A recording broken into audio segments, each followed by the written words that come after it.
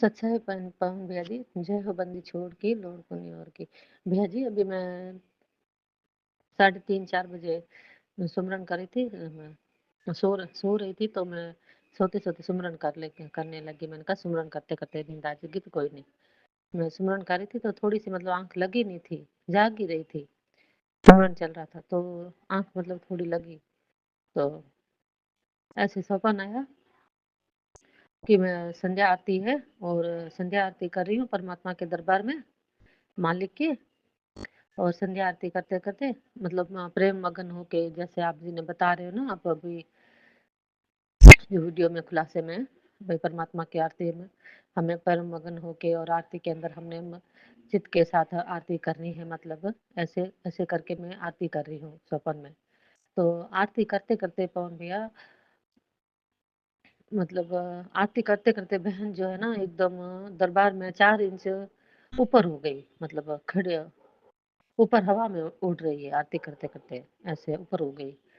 तो आरती कर रही हूँ तो आरती कर रही हूँ तो मतलब जैसे मैं पुस्तक लेके आरती कर रही हूँ ना, तो पुस्तक के पन्ने जो है ना जो आरती वाले, तो आरती में मतलब एकदम से पन्नों में और सामने दीवार पे मतलब ऐसे आगे ऐसे ही जैसे मतलब टीवी में हो या कुछ कैसे मतलब ऐसे आरती जो है ना, बहन के आगे ऐसे चल रही है, अपने आप ही वो आगे बढ़ रही है आरती और मैं आरती ऐसे फ़ील कर रही हूँ मैं पुस्तक से आरती कर रही हूँ और आरती की वाणियाँ ऐसे ही मेरे आगे कैसे जा रही है मतलब टीवी में जैसे ऊपर-ऊपर अपने आप जा रही हूँ अपने आप जा रही हूँ ऐसे। और आरतियाँ मैं पढ़ रही हूँ और 4 इंच मतलब ऐसे ऊपर भी हो गई हूँ ज़मीन से। तो ऐसे आरती करते-करते एकदम से पता नहीं इतनी भारी, भारी शक्ति आई पवन भैया, जिसने मुझे मतलब मेरे हाथ से वो भक्ति बहुत छीनना चाही। ज़ोर से बड़ी शक्ति के साथ मतलब वो छीना नहीं पहले पहले किसी ने मुझे कहा कि मेरे आगे दंडवत प्रणाम कर, पीछे मुड़ के भई, पीछे मुड़ना मुझे बोलने को कह रहे हैं कोई, मुझे दंडवत प्रणाम कर भई। तो मैंने कहा आरती करके मेरे ख़्याल आ रहा है कि मैं क्यों दंडवत प्रणाम करूँ, परमात्मा को देखूँगी तब करूँगी। मतलब जैसे हम संध्या आरती करते हैं तो कभी-कभी आँखें भी बंद हो जाती है ना, हम परमात्मा को जैसे करते हैं आरती करते-करते तो कभी हाथ जोड़ के ऐसे परमात्मा को सर भी झुकाते हैं आँखें बंद करके। तो उसमें जब आँखें बंद करके दंडवत कर रही थी, परमात्मा का प्रणाम कर रही थी और आरती भी कर रही थी, तो पीछे से ऐसे लग रहा था जैसे कोई कह रहा था कि पीछे मुड़ के दंडवत प्रणाम कर, पीछे मुड़ के। तो मैंने कहा मैं क्यों करूँ? मैं आँखें खोल के मैं भगवान को देखूँगी तभी दंडवत प्रणाम करूँगी। ऐसे करके मैं बोल रही थी। मैंने कहा आँखें खोलने की कोशिश कर रही थी तो मेरी आँखें ना खुले पवन भैया। तो किसी ने मेरे पीछे से मतलब ऐसे मेरा मुझे पीछे घुमाना चाहा, भई ये पीछे मुड़े आगे परमात्मा के दरबार से। तो मैं पीछे नहीं मुड़ना चाहती कि परमात्मा थे। नहीं तो मैं संध्या आरती करती थी तो मैंने कहा भई मैं संध्या आरती बीच में नहीं छोड़ूँगी। जो नित्य नेम है मेरा पूरा करूँगी मैं। तो किसी ने पुर ज़ोर से मुझे पीछे घुमाना चाहा, पीछे की तरफ और ऐसे कोशिश करके मुझे मतलब ऐसे तिरछा भी कर दिया। परमात्मा की तरफ जो मैं दरबार में आरती कर रहे थे ना, तो ऐसे मुझे तिरछा कर दिया थोड़ा। पूरी पूरे ज़ोर को मैंने शक्ति को महसूस किया अभी भैया बहुत, बहुत ज़ोरदार शक्ति को। मैं बता नहीं सकती, मेरा शरीर अभी भी भारी-भारी हो रखा है पूरा। तो ऐसे मेरे से पीछे कर दिया तो मेरे से वो भक्ति बोध की वो पुस्तक छीनना चाहा मुझसे। तो मेरे से सुमिरन तो हुए नहीं संध्या आरती में मुझे याद भी नहीं आए। तो मैं ज़ोर-ज़ोर से परमात्मा का जयकारा ही लगाया, बंदी छोड़ सतगुरु रामपाल जी भगवान की जय हो, बंदी छोड़ सतगुरु रामपाल जी भगवान की जय हो ऐसे। तो वो जो शक्ति थी मेरे से जो भक्ति बोध की पुस्तक छीनना चाहती थी मतलब वो मेरे पास नहीं थी। मेरे ना ही मुझे दिख रही थी लेकिन उसकी जो कोई शक्ति थी जो मेरे से वो मतलब पुस्तक छीनने की कोशिश कर रही थी। किसी के हाथ वग़ैरह मेरे पकड़े हुए नहीं थे कोई, किसी की हिम्मत नहीं थी जो मुझे पकड़ ले। पर उसकी कोई शक्ति थी ऐसी जो पुस्तक मुझसे छीन मतलब वो मुझसे छीन लेगी मतलब ऐसे। तो जैसे मैंने ज़ोरदार परमात्मा का जयकारा लगाया तो 2-3 बार तो जैसे परमात्मा नहीं है शायद उसे पता नहीं ज़ोर से धक्का दिया, पता नहीं क्या किया दूर, तो वो शक्ति एकदम से मेरे से हट गई, छूट गई, तो मेरा शरीर एकदम से हल्का हुआ फिर। और फिर परमात्मा ने ज़ोर से आवाज़ लगाई परमात्मा ने कहा कि भक्ति बोध हाथ में लेकर भक्ति नित्य नेम करना शुरू कर दो, वरना बहुत पछताओगे परमात्मा ने ज़ोरदार आवाज़ में कहा मुझे। मुझे क्या पर मेरे ज़रिए किसी को संदेश देना चाह रहे थे, पता नहीं क्योंकि बहन तो संध्या आरती हाथ में लेके ही करती है हमेशा पुस्तक हम तो। तो भैया जी सपन कैसा था? मैं तो हमेशा संध्या आरती हाथ में लेके करती हूँ और परमात्मा ने कहा भी संध्या आरती को भक्ति बोध को हाथ में लेकर नित्य नेम करना शुरू कर दो सब। अ, सब ऐसे मतलब करके भाई, वरना बहुत पछताओगे, बहुत बहुत पछताओगे। ऐसे भैया जी थोड़ा समझाओ भैया जी मुझे, मतलब ऐसे कैसे हुआ? क्योंकि मैं तो नियम नित्य नियम कर रही थी, तो नित्य नियम करते करते मतलब कोई शक्ति हमारे से कैसे भक्ति बोध की पुस्तक छीन सकती है? और परमात्मा भी मौजूद है और परमात्मा भी उस शक्ति को मतलब जोर से धक्का दे के पीछे फेंका उस शक्ति को। सब सच है भैया जी। जय हो बंदी छोड़ की लोड को नहीं और की।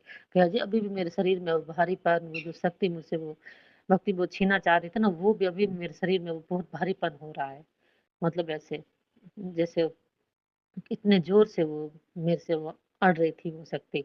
लेकिन परमात्मा ने मुझे बचाया भाई जी, परमात्मा ने बचाया मुझे। साहिब जय हो बंदी छोड़ की लोड को नहीं।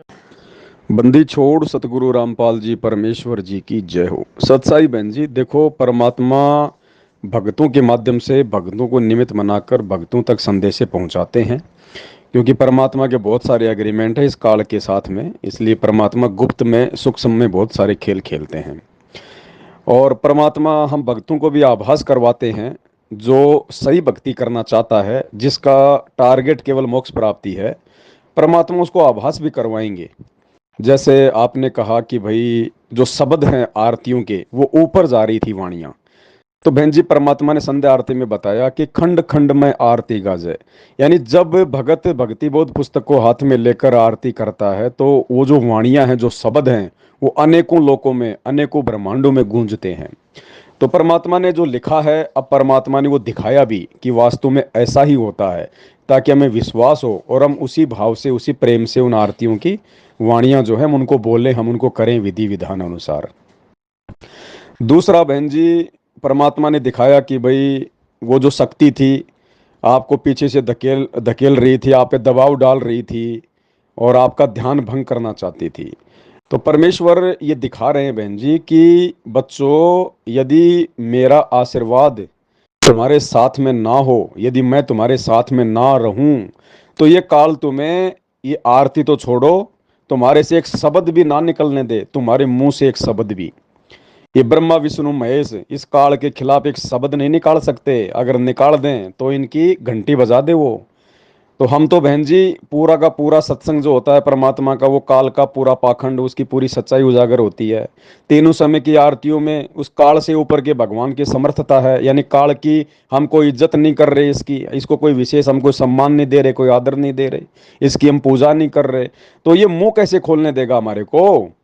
तो सतगुरु रामपाल जी भगवान ने ये जो दो संकेत किए हैं कि आप जमीन से 4 इंच ऊपर, और वो काल की शक्ति आपको धकेल रही थी।